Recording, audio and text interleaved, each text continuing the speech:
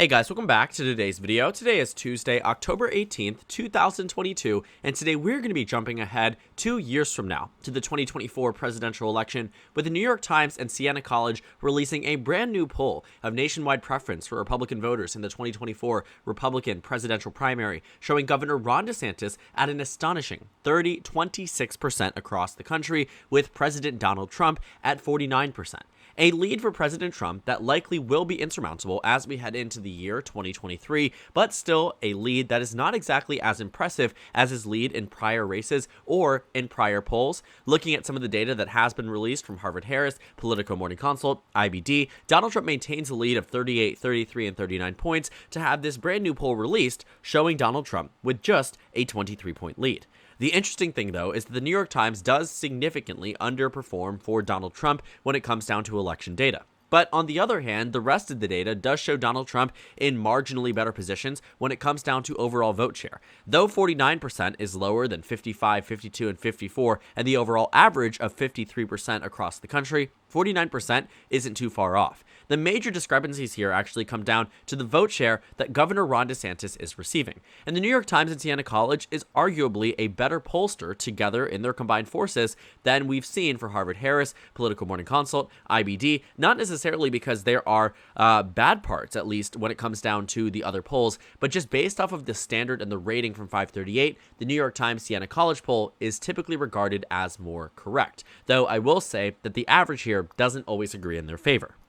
Ron DeSantis, though, on a baseline, is at an average of 19 percentage points against the candidate, President Donald Trump, and the reason why that is still impressive in itself is because it shows that Ron DeSantis went from practically being a nobody across the country to being someone of significant political relevance, especially amongst the Republican Party. You see, the 2024 presidential race for Donald Trump is Donald Trump's race to lose. It's Donald Trump's election to lose, quite frankly, looking at the general election data between President Trump and President Biden. The overall average shows Biden losing by about 0.6%. At this point in time during the 2020 election, President Biden was up and leading into Election Day by a 6 to 7 point lead going into November. So clearly the national numbers have improved for Donald Trump. They have decreased for Joe Biden, and altogether a good look for the Republican Party.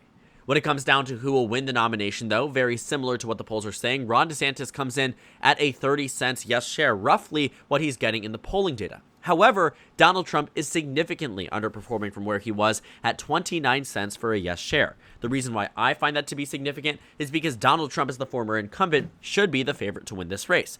And in practically every single way, he is the favorite to win this race. Looking at fundraising data, he's raised over $100 million. Looking at endorsements, he has them practically lined up. But the interesting thing, though, is that the other person in this race, Governor Ron DeSantis, who has also raised a crap ton of money, Ron DeSantis raised over $100 million in his re-election bid.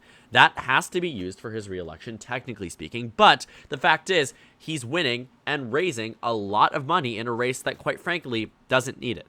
Looking at the Florida governor's race right now, Ron DeSantis leads by about 8 points across the state. In the most recent poll from Mason-Dixon, you can see Ron DeSantis leading by 11 points statewide. So when I saw that, and when I see that, there is no real reason as to why Ron DeSantis even needs the money in this race. His race was never really that competitive, and looking at the polls from the beginning, only one has shown Charlie Crist leading. The rest of them have been quite substantial. University of North Florida had Ron DeSantis up by 21 points at a different point in time. 11, 3, 6, 6, 8, 21, 8, 3, 4, 5, 7, 8, 11. You hear those numbers, all of them, Ron DeSantis leads.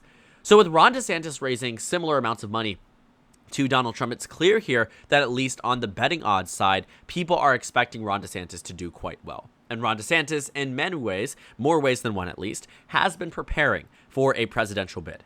He's been leaving the state of Florida to campaign for other Republicans. He's become a very vocal figure when it comes down to CPAC, when it comes down to Turning Point, when it comes down to, YAF. When you're looking at Ron DeSantis as a spokesperson, he has done a lot of good for the Republican Party and has been able to win in a state that is similar in composition to the United States of America. Not necessarily in terms of things such as race breakdown or education status breakdown or age breakdown, but much more on the side of political competitiveness.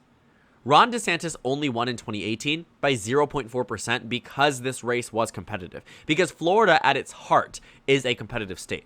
2014, a year where Republicans were winning in Maryland and Massachusetts by larger margins than what they won by in Florida, the race was decided by 1.1%.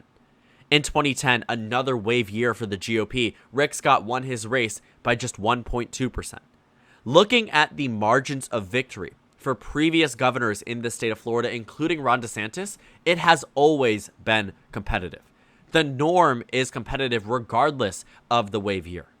But what's happening now? Ron DeSantis is about to win this race by potentially double digits. It has never once moved out of the double-digit column. So out of the likely column, in my own estimations, in the past, I think, year now, it was briefly during a rise in, or a decrease in Ron DeSantis' approval rating back in summer of 2021. But beyond that, we never really saw it waver. But why is this important for 2024?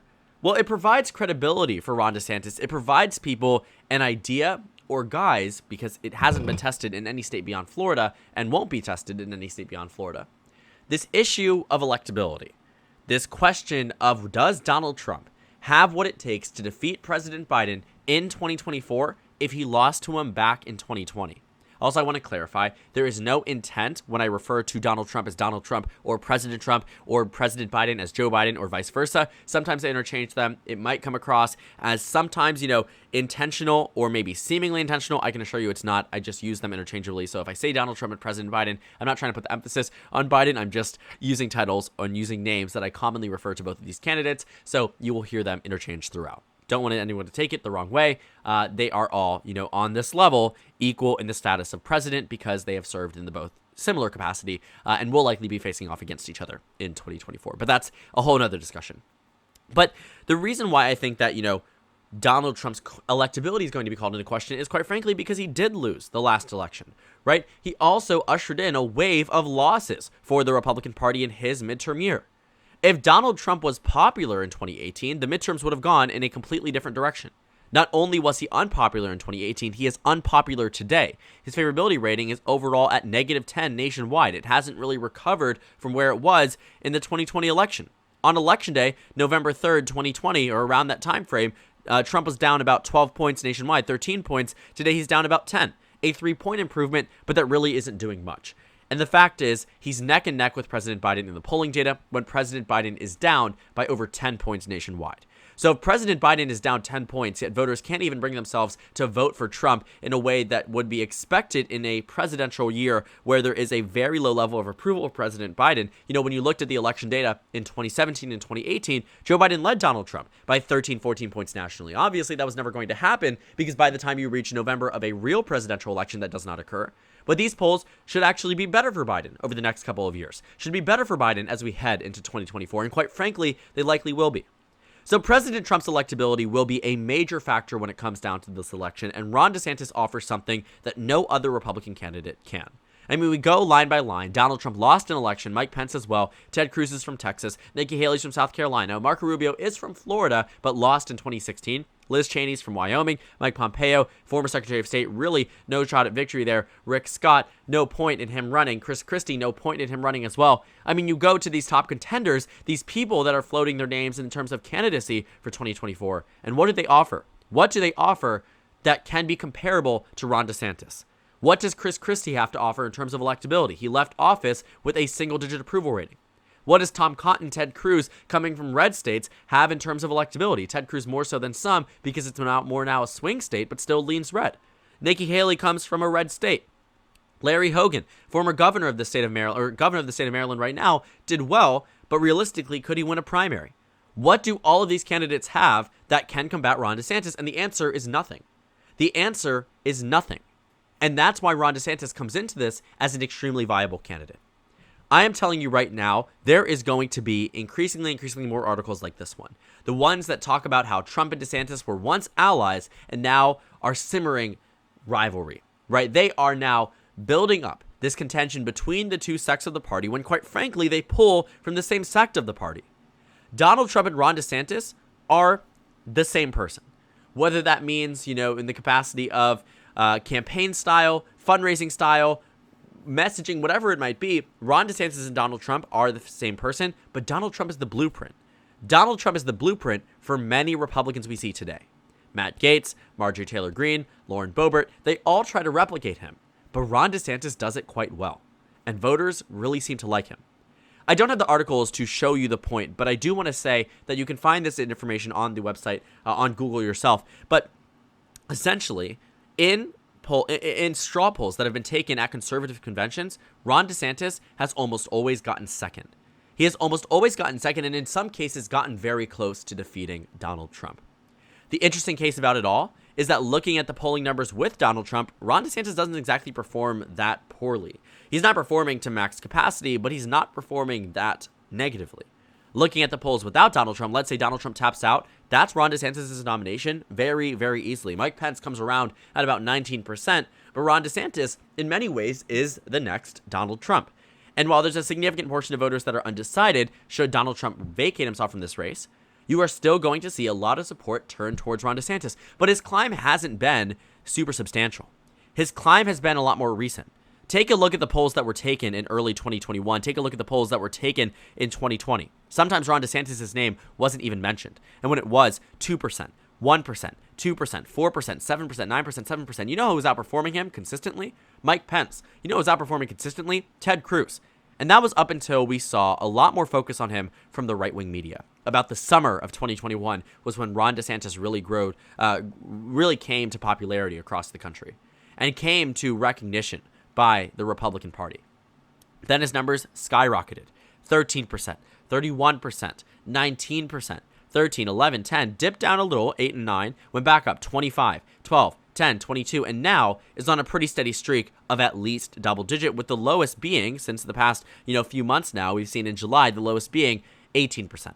18% against former President Trump. And the reason why I also think that this is so significant as well is because we have to recognize that if Donald Trump is not someone's first choice, that means they're probably not voting for him. If Donald Trump is not their first choice, they probably are not voting for him. Because Donald Trump is the face of the Republican Party today, and if he can't even garner an immediate majority of support in every single poll, that means there are voters out there, the majority of the party, or in some cases a significant portion, 45%, that is not willing today to commit to voting for the former president. That's alarming, because the numbers previously, while still at a brief period of time were similar, there were a number of polls that were released in late 2020, early 2021 that said Donald Trump was at 67%, 58%, 67%. You don't see that happening now, and you don't see it happening for good reason. Harvard-Harris, which had him at 67, now has him peaking at 55 in the most recent poll. That is a reduction. That is a reduction because other candidates that have not even announced yet are already winning over voters. So when they do announce, when we do get into the 2024 campaign season, it is very possible that voters that were on the edge might shift over to somebody else. If Donald Trump is not their first choice, he probably isn't their second, he probably isn't their third, they probably are not considering voting for him because of X, Y, and Z. Electability, because of recency, whatever it might be, because of unfavorability rating, whatever it might be. There are reasonings that go into the thinking of voters across this country that are really hard to dissect. But one thing is clear. As the former president of the United States vying for your own party's nomination, as the name and face of your own political party getting just 49%, or in the four most recent polls peaking at 55%, what does that say about you? And honestly, that's not positive. I look at these numbers and I see Donald Trump being fearful. Fearful enough that when talking about Ron DeSantis said that there's a possibility that he makes Ron DeSantis his vice president. The only reason why you would ever say that is if you already want to put someone on a step below you. And quite frankly, I think Donald Trump wins the 2024 nomination. To be completely transparent with you, I think we are in for a rematch in 2024. It's too perfect not to happen. But the thing is, Ron DeSantis will likely run against him. But he has to weigh, is that worth it? Because if Ron DeSantis runs against Trump and loses, his political career will likely not survive. And I say that because if Donald Trump uses his position of power to be as spiteful towards Ron DeSantis as Trump has been against former contenders against him in a presidential race, especially one that might actually end up coming close to beating him. 2016 was a fluke, and thus Donald Trump didn't hold much disdain for many of these Republicans that ended up switching back. But Ron DeSantis can't come out against Trump and then say, he's my friend, I think he'd be a good president, just vote for me instead. He will need to full-fledged attack him to an extent that had never been seen before. You can't go from friends to enemies. You can go from enemies to friends. You can mend broken relationships. It can't happen twice. And Donald Trump, I can promise you, will not look at that positively. So Ron DeSantis is at a point where he needs to start considering, is it worth it to run in 2024? He's young. DeSantis could run in the future, and he very well could be president of the United States. The question is, does he want it in 2024? Does he think that's his best option, or does he wait? Because best case, Biden wins a 4-year term again, and he ushers in a new wave of conservatism that's Trump style, but more moderated. Or Trump wins, and he wins another 4-year term after Trump, who is term limited and cannot run. There is a lot to unpack. There is a lot to consider on the side of Ron DeSantis. Donald Trump, however, looks like he's going full force, and quite frankly, it looks like he should.